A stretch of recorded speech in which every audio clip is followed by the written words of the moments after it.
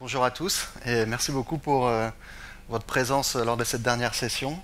Promis, après ces 45 minutes, vous êtes libre et il y aura l'apéro. Je vais d'abord commencer par me présenter. Je m'appelle Benoît et je suis évangéliste technique au sein des équipes Amazon Alexa en France. Alors ça veut dire quoi? Ça veut dire qu'au quotidien, j'accompagne la communauté des développeurs sur différents axes, mais tout simplement à chaque fois pour leur montrer quelles sont les bonnes pratiques, soit pour designer, soit pour implémenter sa skill, pour toujours s'assurer qu'à la fin, vous ayez une skill qui soit engageante et utilisée par vos utilisateurs. L'objectif aujourd'hui de cette session, c'est de faire le lien à la fois entre le design, quels sont en fait les points importants et critiques à prendre en compte lorsque vous allez designer une application vocale, en l'occurrence une skill, et de faire le lien avec un certain nombre de fonctionnalités de l'Alexa Skill Kit, l'ensemble des SDK et des outils que vous allez utiliser au quotidien pour développer une application vocale. Ça vous va comme pitch? C'est ce à quoi vous attendiez?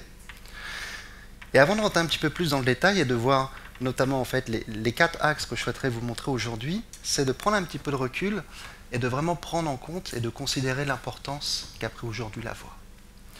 Et quand on regarde ce que propose en fait le Gartner sur l'évolution des nouvelles technologies, tout ce qui est conversationnel aujourd'hui va prendre une importance majoritaire. Quand on regarde à peu près tous les 10 ans, il y a une nouvelle évolution au point de vue technologique. La dernière en date était le mobile, qui a amené des nouveaux cas d'usage et une nouvelle manière pour chacun des clients d'interagir avec la technologie. Encore précédemment, c'était le web, et aujourd'hui, c'est la voix. Et la voix aussi a un paradigme assez intéressant et que cela change complètement la manière pour qu'un être humain utilise cette technologie. Ce n'est plus nous qui nous adaptons à cette technologie, il faut apprendre à utiliser un téléphone portable, il faut apprendre à utiliser un browser web. Aujourd'hui, lorsque vous allez pouvoir utiliser une application vocale, vous allez le faire naturellement. De la même manière que vous conversez avec votre famille, vos collègues. Donc c'est un point à considérer pour vraiment prendre en compte et de bien considérer les cas d'usage que vous allez utiliser. Donc ça, c'est plus pour remettre en exergue l'importance aujourd'hui qu'a pris la voix. Maintenant, quand on considère la voix, et notamment on considère le design, la problématique est que pour nous, êtres humains, il est normal et classique de converser. Un ordinateur ne sait pas parler, ne sait pas dialoguer par défaut. Il faut lui apprendre justement de quelle manière vous allez pouvoir dialoguer avec lui. Et là, en fait, c'est de bien considérer la différence entre, notamment, on va voir un certain nombre de différences entre le mobile, le web et le vocal, dans le sens où, prenez par exemple une conversation humaine et simplement quelques mots que vous allez parler. Si vous dites manger, boire, courir, c'est simplement un certain nombre de notions. Problématique, c'est lorsque vous allez vous exprimer avec quelqu'un, vous allez dire j'ai envie d'aller courir, je veux manger un gâteau au chocolat, je veux boire un café. Vous allez exprimer un certain nombre de notions par des phrases. Et ces phrases-là, en fait, c'est ce qui va caractériser une conversation. Et cette conversation aussi, c'est un élément qui est dynamique. C'est un élément qui est dynamique parce que tout à chacun s'exprime différemment pour la même notion. Ça, c'est le premier point. Quelqu'un va dire « je veux boire », l'autre va dire « j'ai soif ». Il faut prendre en compte ces différentes formulations. Mais aussi un autre point est que à tout moment, on peut changer de contexte lorsqu'on dialogue. Lorsqu'on dialogue, par exemple, je peux dire les éléments que possède un gâteau au chocolat, les différents ingrédients, mais à tout moment, par exemple, je ne sais pas ce qu'est du chocolat. Je vais donc changer de contexte pour dire, au fait, c'est quoi du chocolat? Ce à quoi, en fait, dans un dialogue, on va me répondre, le chocolat est fait à base de cacao, patati patata. Et ensuite, une fois que j'ai mentionné cette définition, je vais retourner naturellement, via mon cerveau, à mon contexte originel. Je vais continuer la liste des différents ingrédients de mon gâteau au chocolat. C'est ça, en fait, qui va caractériser aujourd'hui une conversation. Et ce que je vais d'abord vous proposer comme premier point pour justement prendre en compte toute cette notion au point de vue design, c'est de toujours être flexible, de comprendre ce que mentionne un utilisateur. Et là, ça en revient au point fondamental de ce qu'est l'être humain. Prenons un design visuel. Un design visuel, lorsqu'on considère les caractéristiques de l'être humain, ça s'adresse à quoi? Ça s'adresse à la vision, ça s'adresse à la main, au toucher. Par défaut, ça veut dire qu'un design visuel est contraint. En gros, vous avez un écran, il y a 2 boutons, oui, non. Vous avez compris les notions derrière, la notion du oui, la notion du non, mais vous n'allez pas le mentionner de différentes manières. C'est toujours la même nomenclature. Donc c'est une contrainte qui est assez forte dans le monde du visuel. Alors que finalement, si avec votre œil qui adore l'uniformité, vous considérez que vous souhaitez exprimer cette notion du oui par la voix, c'est pluridisciplinaire, c'est très flexible. Vous pouvez dire oui, peut-être, ça va, j'ai envie, pourquoi pas, et un certain nombre d'autres phrases. Ces phrases-là, c'est ce qu'on considère les utérances. Ça veut dire quoi? Ça veut dire que le design vocal n'est pas contraint. Donc lorsque vous allez designer votre application vocale, bien sûr, vous allez prendre en compte votre cas d'usage, mais sur ce cas d'usage, il faut considérer les manières dont tout à chacun pourront s'exprimer. De pair, cette non-contrainte au point de vue design vocal. Ce premier point, en fait, si on considère, maintenant qu'on a vu ce point au point de vue design, l'implémentation. Qui dans la salle a déjà fait une skill? Je vois qu'il y a déjà quand même pas mal de monde, super. Des courageux, parfait. Qui a déjà utilisé Alexa? Bravo. C'est l'une des salles où j'ai rarement vu autant de mains se lever. Merci beaucoup. On est d'accord que lorsque tout à chacun vous demandez quel temps fait-il, une recette de gâteau au chocolat, tout le monde va l'exprimer d'une manière différente. Mais derrière, concrètement, lorsque vous allez vouloir comprendre et interpréter une notion dans votre application vocale, vous allez le faire de quelle manière? Vous allez le faire en fait via des intentions. Au sein de votre skill, vous allez dire finalement, j'ai différents cas d'usage. Ces cas d'usage, en fait, je vais les définir par des intentions. En l'occurrence, si j'ai une skill où je veux servir des boissons, je vais dire ma skill a pour objectif de servir des boissons, voilà l'intention, servir boisson. Pour qu'Alexa comprenne cette intention-là, il faut qu'au sein de la skill, vous rajoutiez des phrases. Ces phrases, c'est ce qu'on appelle des utérances. Et ces utérances-là, en fait, vont correspondre à ce que tout à chacun pourrait mentionner. Comme on a pu le dire précédemment, certains vont dire « j'ai soif ». D'autres vont dire « je veux un coca ». D'autres vont être plus directifs en disant « donne-moi un jus d'orange ». Donc il faut considérer ces différentes formes de paroles d'un utilisateur, ces différentes utérances, pour avoir une couverture la plus large possible. Et ça, en fait, ça va vous permettre que votre application vocale puisse être utilisée par une grande majorité de clients finaux. Maintenant, ici, on voit bien que si on prend toujours le cas de servir une boisson, on peut servir certains types de boissons. Et ces types de boissons, on peut considérer que sur chacun de ces types de boissons, on va lui associer un catalogue. En l'occurrence, lorsqu'on va lui associer un catalogue, on va dire par exemple, finalement, ce que je veux, c'est sur les boissons, je vais mettre par exemple du coca, du whisky, du jus d'orange, de la tequila, un certain nombre de boissons. Par exemple, toutes les boissons qui sont servies à ma carte. Un point important aussi, lorsqu'on veut avoir de la pluridisciplinarité, c'est un mot qui est difficile à prononcer pour moi, désolé, c'est fin de journée, j'ai parlé toute la journée, il faut aussi considérer les synonymes. C'est-à-dire que, ici, ce qui va se passer, toujours si vous reprenez le cas du mobile, dans le cas du mobile, vous avez des boutons. Ces boutons, en fait, derrière ces boutons se trouve une notion. Et cette notion, en fait, est toujours figée et représentée par la même visualisation. Ici, lorsque vous souhaitez une bière, ça peut être une brune, une blanche, une ambrée, une Corona, une Heineken. Et tout ça, finalement, derrière, c'est quelle notion? C'est toujours la même notion, c'est la boisson qui est une bière. Donc, lorsque vous allez définir des catalogues sur Alexa, vous pouvez aussi définir un certain nombre de synonymes associés. Ça va être le fondamental que vous allez utiliser pour construire ce qu'on appelle votre modèle d'interaction. Et donc du coup, concrètement, je vais vous montrer rapidement à quoi ressemble un modèle d'interaction et on va tester ensemble ce modèle d'interaction.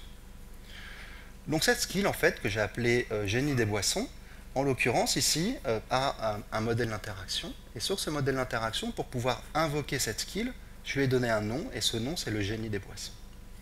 Dedans, en fait, je lui ai mis une intention, qui est mon intention de servir boisson, où j'ai défini un certain nombre d'utérances, qui peut correspondre à ce que dirait tout à chacun pour demander une boisson, et dedans, j'ai mis un certain nombre de paramètres.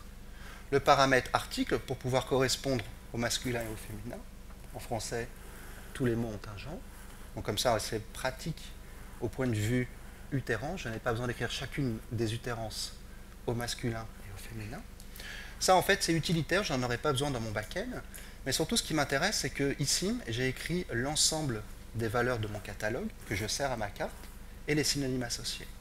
Derrière, juste pour vous montrer concrètement, lorsque vous faites ceci, c'est simplement un fichier JSON. Maintenant, après, lorsque vous allez vouloir l'utiliser, pour ceux qui n'ont pas encore vu ça à quoi ressemble une requête qui est envoyée à votre service, à votre skill, on va voir concrètement ça à quoi ressemble. Donc ici, pour pouvoir accéder à ma skill, je dis ouvre le génie des boissons. Bienvenue chez le génie des boissons. Dites-moi la boisson que vous voulez et je vous l'apporterai. Que voulez-vous boire? Donc là, avant même que la partie bleue arrive, la partie bleue correspond à votre prompt, ce que votre service a mentionné à Alexa. Plusieurs choses à prendre en compte. Vous avez mentionné une utérance qui est ouvre le génie des boissons. Avant même qu'une requête arrive sur votre service, il s'est passé plein de choses. Ces plein de choses, c'est quoi? Elles sont concrétisées par ce qu'on appelle le JSON input. C'est la requête en entrée. C'est là où en fait le service Alexa a pu prendre en fait cette phrase-là et comprendre l'intention derrière cette utérance. En l'occurrence, dans ce JSON input, vous avez des informations sur la session de l'utilisateur. Ici, en fait, cela mentionne que l'utilisateur, qui correspond à cet identifiant, a ouvert une session qui est une nouvelle session. Donc, information de session. Dans le contexte, vous avez des informations par rapport à la device. Ici, en l'occurrence, sur la device, vous savez que c'est un certain identifiant. Et si la device supporte des interfaces, elles seront mentionnées à cet endroit-là. Et pour tout ce qui est caractéristiques liées au device avec écran, vous aurez les caractéristiques liées aux tailles d'écran. Ça, en fait, c'est pour tout ce qui est contexte.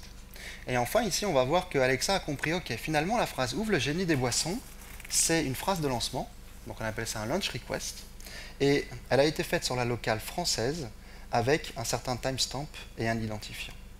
Tout ça, en fait, c'est ce qu'a effectué comme traitement le service Alexa pour vous. Donc, jusqu'au moment où ce JSON input est généré, il ne s'est encore rien passé sur votre backend. C'est ce qu'a fait Alexa pour vous. Et vous, en fait, vous allez récupérer en fait cet input-là, et par rapport à cet input-là, vous allez donner une réponse en adéquation. Une réponse est un prompt. Dans ce prompt-là, en fait, vous allez donner la réponse qui sera formulée par Alexa. C'est ce qu'on appelle le output speech. Ce output speech-là, en fait, c'est du texte. Et en l'occurrence, il y aura un autre service d'Alexa qui sera utilisé au moment où l'output retournera à Alexa, qu'on appelle du TTS, text-to-speech, qui permettra de prendre ce texte-là, de le transformer en audio avec la voix d'Alexa. Et le texte que vous avez pu entendre correspond concrètement à ce que vous avez pu écrire dans votre skill. Donc ça, en fait, ici, c'est pour vous montrer le traitement de base, tant bien sur une requête en entrée qu'une réponse. Et finalement, notre objectif, c'est d'avoir une boisson. Donc ici, je dis par exemple, je veux boire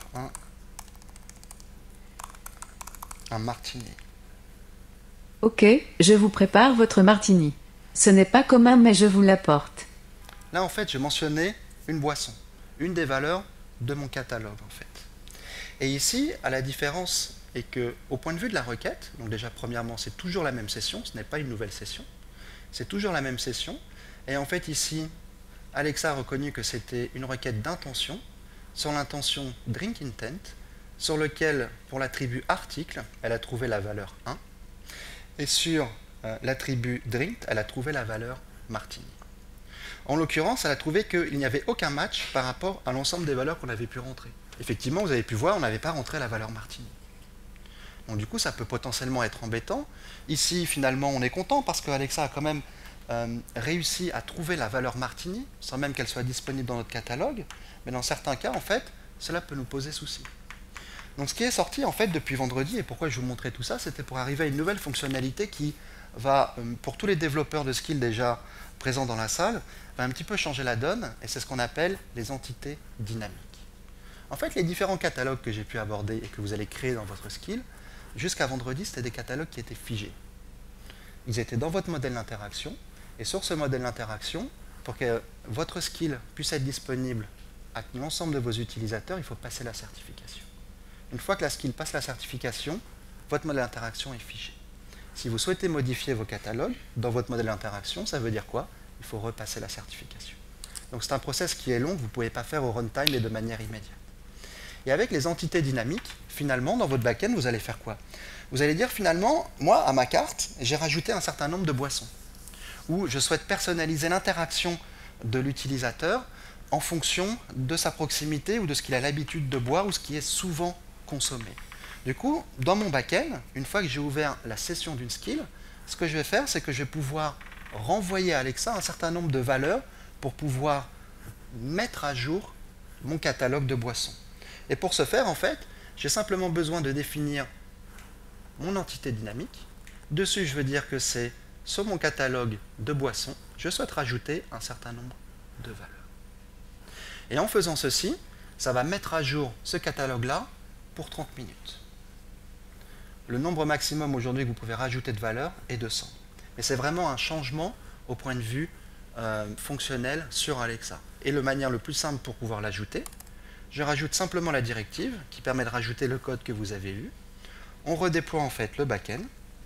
Et une fois en fait qu'on redéploie le back-end, on fait un petit roulement de tambour bien sûr. Et on va voir si ça fait l'effet démo ou pas. Et une fois en fait qu'on a pu redéployer le back-end, on fait on rouvre notre skill.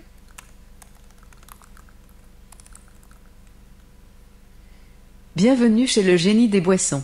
Dites-moi la boisson que vous voulez et je vous l'apporterai. Que voulez-vous boire? Donc là, en fait, plusieurs choses. Toujours, on a une requête de lancement. Ici, ce qui s'est passé, c'est qu'en sortie, on a rajouté en fait les entités qu'on souhaitait rajouter à notre catalogue. Et après, lorsque je dis exactement la même chose, je veux boire un martini, je vais pouvoir aussi, du côté back-end, lui associer un traitement différent. Ok, je vous prépare votre martini. Très bon choix, nous venons de le rajouter à la carte, vous allez vous régaler. Là, un point qui est intéressant est que finalement ici, dans ce que Alexa a compris, lorsque vous rajoutez des entités dynamiques, est laquelle? Que c'est toujours une requête d'intention, ici, sur tout ce qui est drink, et finalement, pour la boisson en particulier qui est du martini, finalement, au lieu de le résoudre par rapport au catalogue des valeurs statiques, qui est notre slot par défaut, où effectivement à l'heure actuelle il n'y a pas de match, finalement sur le catalogue en version dynamique, comme vous pouvez le voir ici, on a eu un match qui correspond au martini.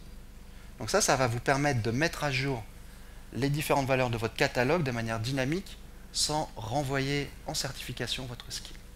Et donc toujours d'être le plus flexible par rapport à ce que pourra mentionner un utilisateur. Donc c'était vraiment un point qui est très important à considérer pour s'assurer que vous pouvez personnaliser l'expérience de l'ensemble de vos clients.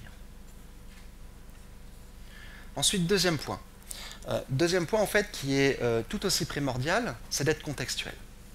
Ce qu'il faut voir, c'est qu'on reste dans le monde vocal. Lorsqu'on reste dans le monde vocal et qu'on a une conversation entre deux êtres humains, finalement il se passe quoi? Il se passe que lorsque vous voulez répondre à l'utilisateur, vous n'allez jamais répondre exactement la même chose. Vous n'allez pas répondre exactement la même phrase. Vous n'êtes pas des robots. Ça veut dire quoi? C'est que dans votre skill, lorsque vous renvoyez un prompt à l'utilisateur, il faut aussi amener cette variété. Il faut aussi amener cette personnalisation. Mais pour amener cette personnalisation, il faut que celle-ci soit contextualisée à l'expérience qu'a eu chacun de vos clients. Imaginez que le client qu'on a pu voir qui est identifié par un user ID, la première fois entend le message coucou. Dans ce cas-là, c'est à vous de persister l'information dans votre back-end que vous avez mentionné un prompt à l'utilisateur où il y a coucou. La deuxième fois, de cette manière, vous allez pouvoir dire finalement, il me reste 3 autres possibilités qui est soit ça va, bonjour ou salut. Donc il faut vraiment s'assurer que vous avez cette flexibilité-là et cette contextualité-là pour avoir une variété dans vos réponses. Ça, c'est le premier point. Mais lorsqu'on parle contexte aussi, est de se dire toutes les informations que pourra vous mentionner un utilisateur, ce n'est pas Alexa qui va les garder pour vous. Ça va être à vous, dans votre back-end, de le faire. Imaginez une skill où vous avez une recommandation de restaurant, et sur cette recommandation de restaurant, un utilisateur mentionne qu'il est végétarien. Si ensuite vous ne gardez pas cette information dans votre back-end, vous ne la persistez pas, ça veut dire quoi? C'est-à-dire que si la prochaine fois qu'il demande une recommandation de restaurant, vous lui donnez le meilleur restaurant de viande à Paris, c'est pas bon. Donc pour ce faire, qu'est-ce que vous avez à votre disponibilité? Vous avez en fait des attributs. Et sur ces attributs, en fait, vous avez 2 types d'attributs. Vous avez des attributs qui vont vous permettre de stocker de l'information sur la durée de vie d'une session. Entre le moment où un utilisateur dit « ouvre » une skill, jusqu'au moment où il ferme celle-ci, vous pourrez envoyer un certain nombre d'attributs à Alexa et au prochain tour, c'est-à-dire la prochaine itération qu'un utilisateur mentionnera, Alexa vous renverra exactement les mêmes valeurs. Donc ça va permettre à Alexa de servir de passe-plat sur la durée de vie d'une session. Ça c'est intéressant, mais si vous avez des skills où vous souhaitez garder des informations sur le long terme, comme par exemple le fait que je suis végétarien, eh bien dans ce cas-là, ça veut dire quoi? Ça veut dire que c'est une information qui doit être persistée entre différentes sessions. C'est là où vous allez utiliser d'autres attributs qui sont des attributs persistants. Et lorsque vous allez utiliser des attributs persistants, c'est là où vous allez appeler par exemple des bases de données de type non relationnel comme DynamoDB, ou bien du stockage objet avec Amazon S3. Et donc ici, c'est d'autant plus important à considérer en fait ces paramètres-là quand on se place dans l'utilisation du SDK que propose Alexa. Sur les attributs de session, en fait, c'est très simple d'utilisation via le SDK. En une ligne de code, vous le dites, donnez-moi les attributs de session, un ensemble de clés-valeurs. Pour pouvoir les persister, on dit, sauvegardez-moi ces attributs-là. Super simple. Maintenant, pour pouvoir aussi persister un certain nombre d'informations sur le long terme, on va faire de quelle manière? D'une manière tout aussi simple. Ce qu'on va faire, c'est qu'on va dire, écoute, au lieu d'aller chercher les attributs de session, on va me chercher les attributs persistants. Et lorsque tu vas vouloir les sauvegarder, très simple, on va appeler la sauvegarde sur les attributs persistants avec set save persistent attribute. Cas d'usage aussi supplémentaire sous save persistent attribute, lorsqu'on veut persister sur le long terme. Imaginez que vous avez un quiz, c'est ce qu'on va voir juste après. Sur ce quiz-là, en fait, sur le long terme, vous souhaitez garder les informations sur le nombre de parties d'un joueur, sur aussi considérer le nombre de fois qu'il a gagné ou perdu. Ça veut dire quoi? C'est-à-dire qu'ultimement, vous souhaitez faire un leaderboard. Il faut persister l'information sur plusieurs sessions. Par contre, finalement, considérez le fait que vous souhaitez garder sur toutes vos sessions quelle a été la réponse d'un utilisateur à une question en particulier n'est peut-être pas forcément pertinent. Par contre, il l'est sur une session en particulier.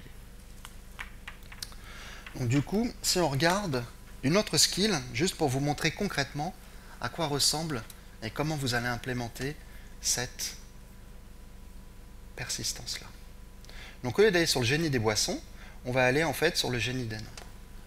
Donc c'est une skill assez simple où un génie en fait a un nombre en tête et sur ce nombre en tête, il va falloir deviner le nombre qu'il a en tête et s'il est trop haut, il va nous dire qu'il est trop haut, s'il est trop bas, il va nous dire qu'il est trop bas. Donc ici, quand on dit ouvre le génie des nombres, si j'écris correctement, j'ai un peu de mal. Bienvenue chez le génie des nombres. Vous devez deviner le nombre auquel je pense entre 0 et 100. Êtes-vous prêt à trouver mon nombre magique? Juste un petit détail, juste pour vous montrer, j'utilise DynamoDB comme couche de persistance et en l'occurrence, quand je fais un refresh, j'ai rien du tout en base. Donc ici, je lui dis, ben oui, en fait, je suis prêt à trouver ton nombre. Je dis, je commence. C'est parti. À quel nombre je pense? Point intéressant. Là, en fait, on voit bien que ici, j'ai commencé à utiliser des attributs de session. Dans la réponse que je renvoie à Alexa, sur la partie droite de l'écran, on voit que à partir de la ligne 19, j'ai des attributs de session. Donc en fait, ici, en l'occurrence, on voit que le nombre que je suis en train de chercher, c'est le numéro 19, et que j'ai mis previous guest number à -1 pour dire qu'à l'heure actuelle, un joueur n'a pas encore donné de score. Et l'ensemble de ces attributs, lorsque moi, en fait, utilisateur, je vais mentionner un nombre, par exemple, admettons, je dis 5. Que va-t-il se passer? 5 est trop petit. Effectivement, j'ai une réponse, mais avant même que Alexa me réponde, c'est cette partie-là, en fait, qui, nous, en fait, à l'heure actuelle, nous intéresse, et que dans ce que Alexa renvoie à l'utilisateur, c'est exactement l'ensemble des attributs qu'on avait renvoyés à Alexa au tour précédent. On cherche en fait le nombre 19, l'utilisateur n'a pas encore mentionné de nombre, et ensuite l'ensemble des autres attributs mentionnés, comme par exemple le fait qu'une session de jeu a été démarrée. Et finalement, ici, admettons, je ne termine pas mon jeu, et je dis simplement stop. Parce que je souhaite reprendre ma partie par la suite. Ici, ce qu'on va d'abord regarder, c'est concrètement à quoi ressemble le code. Donc là, en fait, lorsque je dis que je souhaite démarrer un jeu, j'arrive dans une intention qui est start intent. Ici, il va se passer quoi? Il va se passer que je vais aller récupérer mes attributs de session. Sur mes attributs de session, en fait, je vais faire quoi? Je vais les setuper et je vais simplement renvoyer une réponse à Alexa. Le code est aussi simple que ça. En écrivant ça, ça permet en fait de mettre des attributs de session clé-valeur dans mon output qui va permettre au prochain tour à Alexa de me les renvoyer. Lorsque ici je vais vouloir les utiliser, de la même manière ici je vais récupérer la valeur directement en provenance de mon slot Et ensuite ici, je vais pouvoir le comparer par rapport à la valeur qui correspond à mon nombre de targets depuis mes attributs de session. Et là, en fait, quand j'ai fait stop, effectivement, il m'a mentionné au revoir. Et normalement, si tout se passe bien, si le dieu de la démo est avec nous, quand il dit qu'il fait refresh, il se trouve que sur un stop, je persiste l'ensemble des informations en base. Une bonne pratique est que tant que la session d'un utilisateur est ouverte, vous gardez ces informations au sein de cette session. Pardon. Et lorsque la session est terminée, ce que vous faites, c'est que vous recevez un signal de la part d'Alexa. Et à ce moment-là, vous dites, bah, finalement, les informations de session qui m'intéressent, je vais aller les persister en base. Donc là, ici, en l'occurrence, on voit quoi? On voit que déjà, que la clé, lorsqu'on utilise le SDK, c'est l'identifiant de l'utilisateur, qu'on appelle le user ID, et qu'ici, en l'occurrence, j'ai joué un jeu, le nombre à deviner est bien 19, que j'ai bien dit 5, et que j'ai invoqué la skill une fois. Jusque-là, tout va bien, je ne vous raconte pas de bêtises. Et lorsqu'on regarde finalement concrètement le code qui nous a permis en fait de persister, une bonne pratique lorsqu'on utilise le SDK est de se dire, finalement, pour persister, on va utiliser la même chose. C'est la méthode que vous avez vue précédemment, c'est Save Persistent Attribute. Mais cette méthode-là, en fait, on peut se dire, soit en fait sur chaque intention dans ma skill où je souhaite persister une information en base, je l'applique dans chacun de mes handlers. En gros, j'écris Save Persistent Attribute un petit peu partout dans ma skill, et c'est un sapin de Noël. Ou bien finalement, je me dis, il se trouve que dans le SDK, il y a une fonctionnalité qui s'appelle les intercepteurs. Et avec les intercepteurs, j'ai un intercepteur en entrée et en sortie.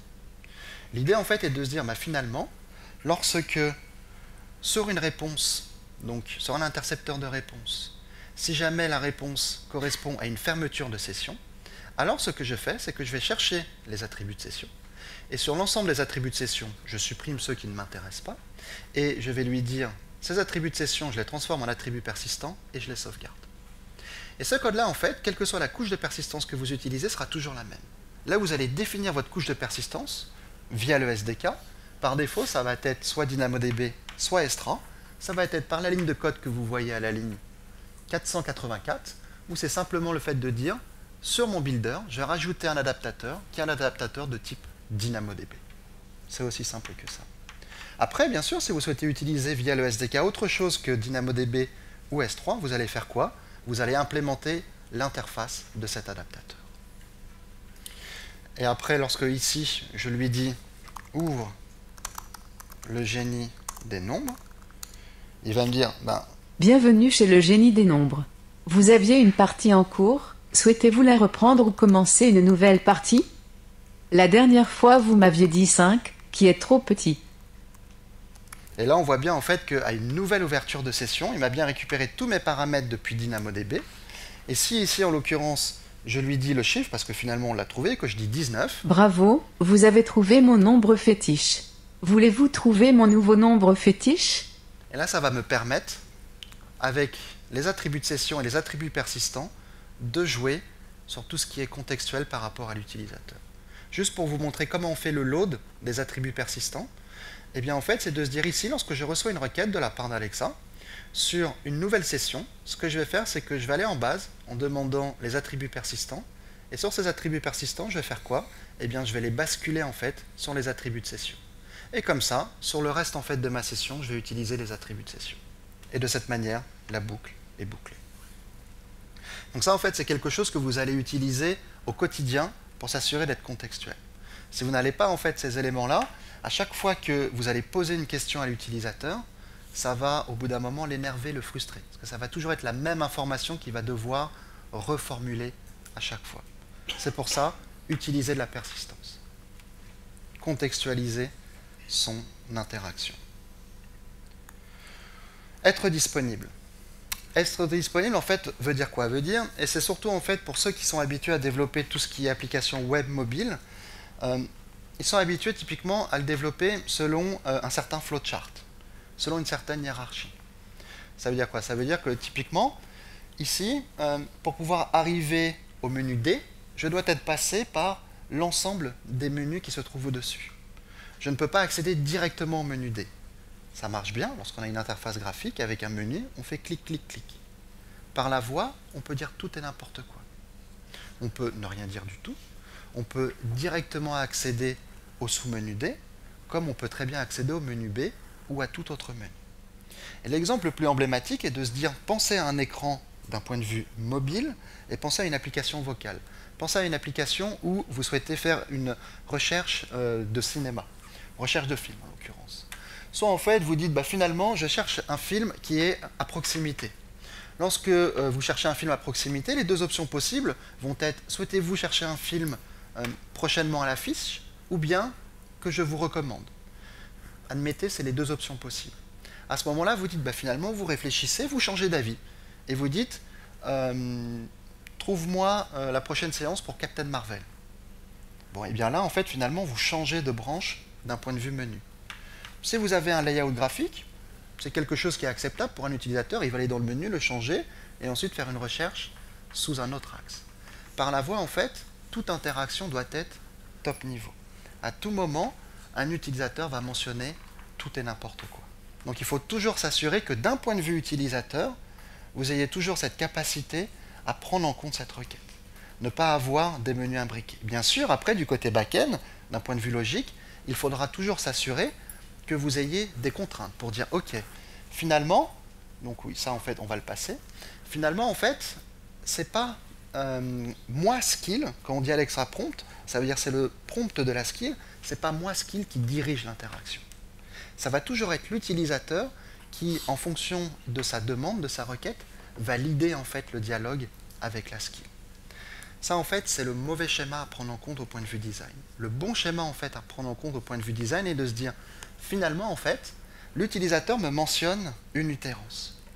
Comme par exemple, trouve-moi la prochaine séance pour Captain Marvel, alors qu'il se trouve dans un cas où il est en train de faire une recherche par proximité. Et bien finalement, pas de problème. Ce que je vais faire, c'est que je vais prendre en compte son input, je vais considérer sa situation, et sa situation correspond au point 2 qu'on vient de voir, correspond à son contexte. Par rapport à son contexte, en fait, je sais que l'utilisateur était dans le menu correspondant recherche à proximité, qui souhaite changer en fait de type de demande, et dans ce cas-là, je vais pouvoir lui envoyer une réponse en fonction de sa situation. C'est d'inverser en fait le paradigme et de ne pas le forcer via une interface notamment visuelle qui est figée. Donc ça en fait c'est un point important. Et donc concrètement en fait pour justement déterminer en fait cette situation, vous allez faire ça de quelle manière? Et bien typiquement si on considère le SDK, ici ce qui va se passer, donc là en fait c'est la suivante. Tac tac tac, effectivement, excusez-moi. Hop.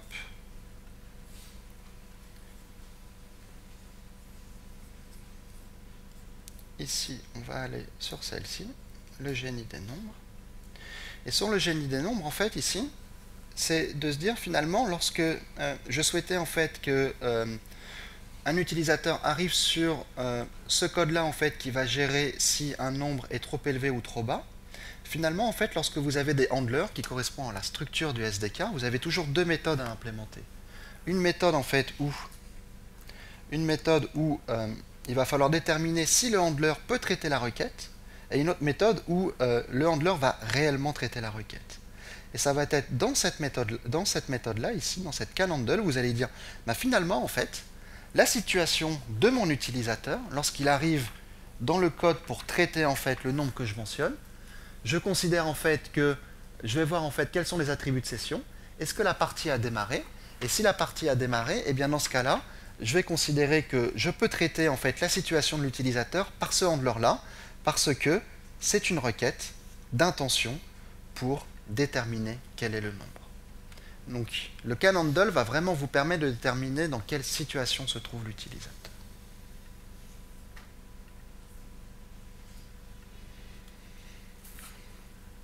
Dernier point, c'est d'être conversationnel.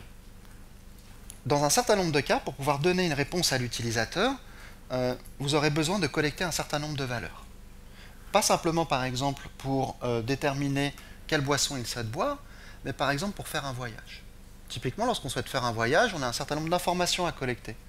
Le départ, l'arrivée et le jour de départ, par exemple. Problématique, c'est que tout le monde va s'exprimer différemment. Certaines personnes vont dire « je pars à Paris ». D'autres personnes vont dire « je pars à Paris depuis Marseille demain ». Et si un utilisateur ne donne pas toutes les informations, c'est là où on va entamer un dialogue lorsqu'on converse, on est d'accord. Et ce qui est d'autant plus important en fait sur Alexa est de se dire finalement, c'est pas forcément la grande majorité des utilisateurs qui vont mentionner l'ensemble des paramètres à collecter en une phrase.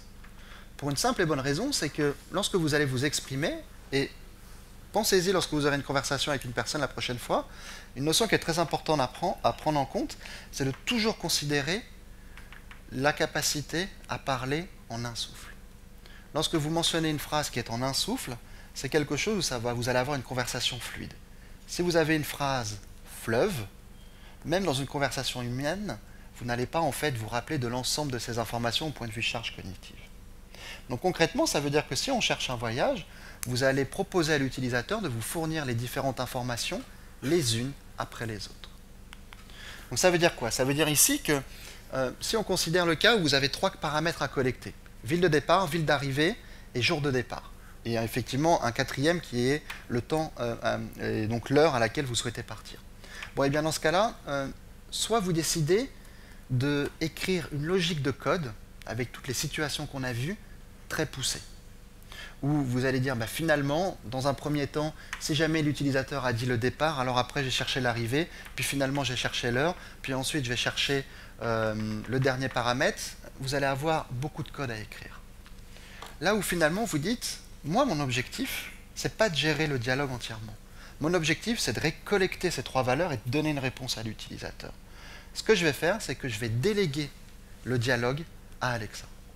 Concrètement, ça veut dire quoi? Ça veut dire que ici, ce que je vais faire, c'est que je vais donner en fait des utérances et des prompts à Alexa. Alexa va gérer le dialogue entièrement par elle-même. Et seulement une fois que toutes les valeurs auront été collectées, je vais recevoir une requête avec l'ensemble des valeurs correspondant aux paramètres à collecter. Et en l'occurrence, lorsqu'on regarde Dialog Management, c'est de se dire, bah, finalement, si on a ces 3 paramètres à collecter, ça veut dire quoi? Ça veut dire qu'au bout d'un moment, on va avoir des slots, parce que les paramètres, c'est des slots, à vouloir éliciter. Donc on collecte. Donc on va donner ces prompts-là à Alexa. Si on souhaite aussi confirmer la valeur, la fonctionnalité de Dialog Management aussi propose la capacité de confirmer une valeur. Est-ce que vous partez bien de Paris? Oui, non. Et dans ce cas-là, de remettre en jeu cette valeur et cette collecte de paramètres en particulier. Et c'est simplement à la fin où, lorsque l'utilisateur a répondu à la question tout est bon, oui, que vous recevrez la requête de la part d'Alexa. Mais donc du coup, concrètement, pour vous, ça veut dire quoi? Ça veut dire qu'à chaque fois, vous n'allez pas faire de la même manière qu'on a vu précédemment, un arbre pour dire, si j'ai récupéré le départ, puis ensuite je vois l'arrivée, puis ensuite je fais la date et ainsi de suite. Vous dites, en fait, moi j'ai 4 paramètres à collecter. Je vais dire quel est le premier, le deuxième, le troisième, quatrième à Alexa. Et Alexa, en fait, va les faire un par un. Maintenant, rien ne vous empêche de dire finalement, lorsque vous allez vouloir collecter ces 4 paramètres, dans les prompts que vous allez vouloir mentionner, mais aussi dans les utérances, donc ce que dit un utilisateur, peut-être qu'un utilisateur a la question « D'où partez-vous » Il va peut-être dire simplement « Paris », mais il peut aussi répondre « Je pars de Paris pour aller à Marseille ». Donc ça va dépendre des différents utilisateurs. En l'occurrence, si un utilisateur dit simplement « Je pars de Paris pour aller à Marseille », ça veut dire quoi? Ça veut dire que d'un seul coup, le framework de Dialog Management va remplir à la fois le départ et l'arrivée et passera directement au 3e paramètre. Et donc pour vous, c'est complètement naturel. Et à la fin, vous recevez cette requête, vous appelez votre API et c'est terminé. Donc, ouais. En fait, par rapport aux 4 données que vous voulez collecter, là en fait, vous dites ok, on aurait le départ et l'arrivée. Est-ce que en fait, avant d'avoir le retour et la recherche, est-ce que Alexa en fait va vouloir valider les 4 données? Est-ce qu'à un moment, elle va complètement résumer pour dire donc vous voulez aller de Paris à Rome le 23 avril vers 14 h ou pas en fait? Ou est-ce que le fait de manière unitaire? Là, en fait, ici, ouais, je n'ai pas insisté là-dessus. C'est en fait, ici, il y a slot confirmation. Là, en fait, on va les confirmer un à un. On est d'accord? Ici, en fait, il dit qu'il y a écrit autre chose. Intent confirmation. C'est lorsque tout a été collecté, à la phrase tout est bon, à la place de tout est bon, j'aurais pu dire ce que tu viens de mentionner. Vous partez de Paris pour aller à Marseille demain à 17 h. Oui, non. Intent confirmation. C'est une fois que toutes les valeurs ont été collectées. Et donc concrètement, ça ressemble à quoi? Donc là, on va aller sur le génie des voyages. Forcément.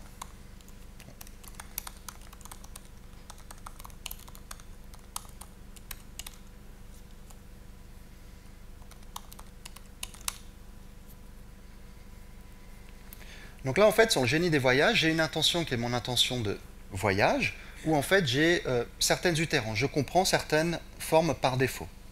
Je n'ai pas en fait tous les formats qui correspondent à la combinaison de collecte de 4 paramètres. Parce que du coup, j'aurai 4 x 4 et donc j'aurai beaucoup plus d'utérances en fait. Et ici, en fait, ce que j'ai dit, c'est de se dire, bah, finalement, en fait, sur l'origine, je vais activer la collecte obligatoire ici de ce slot et je vais donner les prompts à Alexa pour qu'elle puisse les mentionner lorsqu'il faudra collecter cette valeur. Elle pourra à chaque fois mentionner l'un d'entre eux. Et pour que Alexa comprenne ce que mentionne un utilisateur, je vais donner un certain nombre d'utérances. Alors là, je ne les ai pas toutes mises, c'est simplement pour vous montrer. Mais là, je peux dire, par exemple, je pars de Paris demain, je vais partir de Paris demain. Donc je peux collecter soit une valeur, soit plusieurs valeurs. Et ça va être pour le premier slot. Ensuite, pour le deuxième slot, et ainsi de suite. Point intéressant ici, c'est que finalement, j'ai mentionné que chacun des slots est ordonné. Effectivement, ici, j'ai décidé que le premier slot qu'Alexa va collecter, c'est l'origine, puis la destination, puis la date, puis la taille. Et l'ordre, effectivement, ici est défini, 1, 2, 3, 4, vous pouvez le modifier à tout instant. Point aussi intéressant, donc on peut valider une valeur, on peut valider toute l'intention, mais le truc qui est plutôt pas mal aussi, et qui est passé assez inaperçu, en fait, au point de vue des développeurs, c'est qu'il y a des règles de validation maintenant. Donc quand on utilise la gestion de dialogue sur Alexa, on peut créer des règles de validation, soit en fait pour accepter simplement un set de valeurs, soit pour rejeter des valeurs. Donc ici, en l'occurrence, je dis bah, finalement, si jamais l'utilisateur mentionne la valeur Hermont ou Clichy, qui est soit en fait là où j'habite, où je travaille, et bien dans ce cas-là, je vais rejeter ces valeurs et je vais mentionner à l'utilisateur bah, désolé, en fait, je ne fais pas de voyage depuis cette ville-là, donne-moi une autre ville en fait. Et tout ça en mentionnant ces différentes utérances et prompts à Alexa, derrière, elle va le gérer par elle-même. Donc ça, c'était pour vous montrer concrètement à quoi ça ressemble lorsque vous allez le coder. Et lorsqu'on le teste ici, lorsqu'on dit ouvre le génie des voyages, quand on écrit correctement. Bienvenue chez le génie des voyages. J'organise votre voyage pour vous. Vous partez d'où? Là, point intéressant. Point intéressant aussi est que, typiquement, jusqu'à aussi quelques semaines, lorsque vous souhaitiez activer la fonctionnalité de gestion de dialogue, vous le faisiez depuis votre back-end, ou dans votre back-end, vous receviez d'abord une requête, puis ensuite vous mentionnez à Alexa en tant que réponse, bah, finalement, toi Alexa, je te délègue le dialogue. Maintenant, là, en fait, ce qu'il arrive, et donc ça, en fait, on le commençait directement depuis une utérance, qui était sur une intention en particulier. Là, en fait, est de se dire, bah, finalement, ce que je peux faire, c'est que je peux commencer le dialogue depuis n'importe quelle réponse de ma skill. Je peux chaîner n'importe quel dialogue. Concrètement, je le fais comment? C'est ici, en fait, lorsque je vais ici sur le génie des voyages, dès en fait que je lance en fait ma skill, donc j'arrive sur mon handler de requête de lancement, donc sur mon launch request, j'ai en fait ici mon prompt qui correspond à ce que je souhaite mentionner à l'utilisateur. Bienvenue chez le génie des voyages, j'organise votre voyage pour vous. Et le d'où partez-vous, vous voyez, que vous voyez juste derrière là-bas, il n'est pas écrit là en fait dans le prompt. Tout simplement parce que je dis directement, bah écoute, ce que je veux que tu fasses, toi Alexa, c'est je te donne un prompt, et dès que tu as mentionné ce prompt, je veux que tu actives la collecte de dialogue sur l'intention que j'appelle Travel Intent. Ça veut dire que vous pouvez activer une collecte de dialogue sur une intention en particulier à partir de n'importe quelle réponse de votre skill. C'est quoi aussi l'intérêt de se dire, ici on fait simplement en fait une collecte sur un trajet. Paris-Marseille demain 17h. Mais une fois que j'ai collecté Paris-Marseille demain 17h, je peux potentiellement le chaîner de la même manière avec un autre dialogue pour collecter potentiellement une location de voiture, pour collecter potentiellement une chambre d'hôtel. Et une fois en fait que j'ai eu mes 3 dialogues, j'aurai eu un voyage complet avec mon transport, ma voiture sur place, ainsi que mon hôtel. Et donc ici concrètement, je vais dire quoi? En fait, je vais dire je pars de Paris. Quelle est votre destination? Je vais à Marseille demain matin. Voici le récapitulatif de votre voyage. Vous partez de Paris pour aller à Marseille le 3 avril 2019 au matin.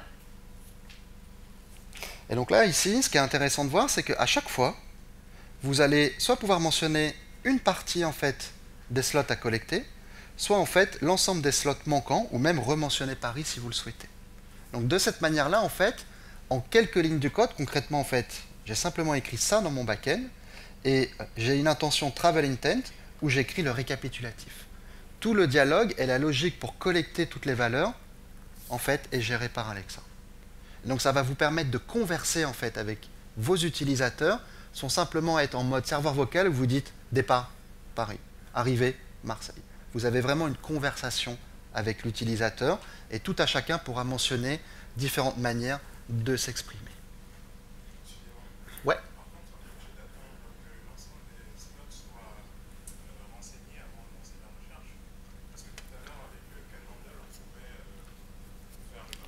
Très bon point. Là, en fait, effectivement, je suis un petit peu pris par le temps, mais ceux qui ont envie, on peut dépasser un petit peu. Mais toujours est-il qu'ici, un point intéressant à prendre en compte est que là, en fait, si vous avez fait attention, à chaque fois, une requête est retournée en fait au backend Alexa. Ça, en fait, c'est parce que ici, dans la configuration sur mon intention, parce que je ne l'ai pas resetupé, ici, c'est de se dire, bah, finalement, j'ai désactivé l'autodélégation. Ça veut dire qu'à chaque fois, en fait, que l'utilisateur mentionne une valeur de slot, mon backend est notifié par une requête. Et mon backend dit, OK, je suis notifié qu'une valeur de slot a été collectée, et le backend décide soit il continue à déléguer à Alexa le dialogue, soit il dit, en fait, c'est pas toi, Alexa, qui va gérer le dialogue, c'est moi, en fait, qui vais prendre la main, et je vais faire un élicite sur les différents, je vais éliciter les différentes valeurs de slot. Donc moi, utilisateur, je peux reprendre la main. Ça veut dire quoi? C'est-à-dire qu'à tout moment, je peux stopper le dialogue.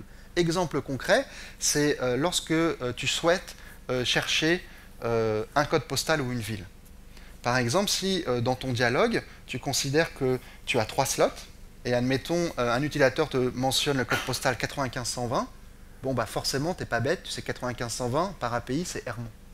Alors que si un utilisateur te mentionne Hermont, bah, tu vas dire, bah, finalement, Hermont, c'est potentiellement 95120, tu vas peut-être demander à vérifier la région. Bon, et bien dans ce cas-là, à tout moment, une fois que tu as une valeur qui t'est suffisante pour donner une réponse, lorsque tu es en mode où tu reçois les requêtes, donc où tu as disablé l'auto-delegation, tu peux stopper la délégation à tout moment. Par contre, si tu as mis auto-delegate, ici, si tu as mis auto-delegate, enable auto-delegate, je save et je rebuild, là, en fait, tu vas voir que dans l'échange qu'on a eu, il y avait toujours une requête qui a été échangée. Là, il va se passer qu'il y aura 0 requête qui sera échangée entre ta skill et Alexa, jusqu'au moment où toutes les valeurs auront été collectées. Et je vous le montrerai à la fin, juste pour vous montrer le petit slide de fin pour ceux qui veulent courir en fait à l'apéro. Et ensuite, je vous remontrerai la fin de la démo, justement sur toi, je pense que ça t'intéresse. Mais en gros, en fait, ces points-là, c'était pour illustrer des points en fait, de design qui sont très importants à considérer lorsqu'on fait une application vocale. Des points de design qui sont d'autant plus critiques lorsque vous avez déjà développé les applications web, mobile ou chatbot, où ce n'est pas un simple copier-coller. Ce n'est pas un simple copier-coller dans le sens où il n'y a pas les mêmes contraintes visuelles, vocales, ce n'est pas la même manière d'interagir avec l'utilisateur, et en tout état de cause, l'objectif dans votre skill, même si bien sûr vous êtes tous des développeurs et qu'on veut que le code soit le plus beau, en fait, votre objectif en fait c'est de personnaliser l'expérience de l'utilisateur. Et pour personnaliser l'expérience de l'utilisateur, vous allez faire quoi? Ce que vous allez faire en fait, c'est toujours garder les informations qu'a mentionné un utilisateur dans votre contexte. Et ce contexte-là, en fait, va devenir les préférences par défaut de l'utilisateur. Et la manière dont va s'exprimer un utilisateur doit être naturelle. Et lorsque vous avez gardé ces points en tête, vous pouvez être sûr que votre skill sera une skill en fait qui sera engageante pour l'utilisateur. Si vous n'avez pas en fait ces différents points en tête, quelle que soit la beauté du code que vous allez produire, votre skill ne sera pas engageante. On parle vraiment en fait du design. Après, au point de vue implémentation, il y a un certain nombre de fonctionnalités qui existent pour vous permettre de vous simplifier la vie sur ces différents axes-là. Et enfin, pour ceux qui souhaiteraient continuer un petit peu plus loin, un certain nombre de ressources à vous partager. On participe et on organise des événements. Donc pour ceux qui souhaitent continuer l'aventure ou la commencer en développant une skill, n'hésitez pas d'aller voir les différents événements qu'on organise. Le prochain est le 10 avril dans les locaux d'Amazon à Clichy. Le guide du design, ça doit devenir votre nouvelle bible et livre de chevet, en fait, pour tout ce qui est application vocale. L'atelier du design conversationnel Alexa, c'est un atelier que vous pouvez faire à votre rythme, à la maison, tranquille. Vous faites un chapitre puis un autre, et tous les thèmes qu'on a abordés, vous allez les creuser bien en détail, en fait. Et pour ceux qui veulent commencer à coder directement, on a 2 GitHub. Un GitHub, github.com/Alexa, où il y a des templates de skills à utiliser tels quels. On fait un git clone et ensuite on fait un deploy de la skill, on peut l'utiliser. Et pour les skills, en fait, avec des visuels, notamment en utilisant Alexa Presentation Language, qui est le nouveau langage de présentation Alexa, vous allez pouvoir trouver des exemples sur le GitHub qui s'appelle Alexa-Labs. Et voilà.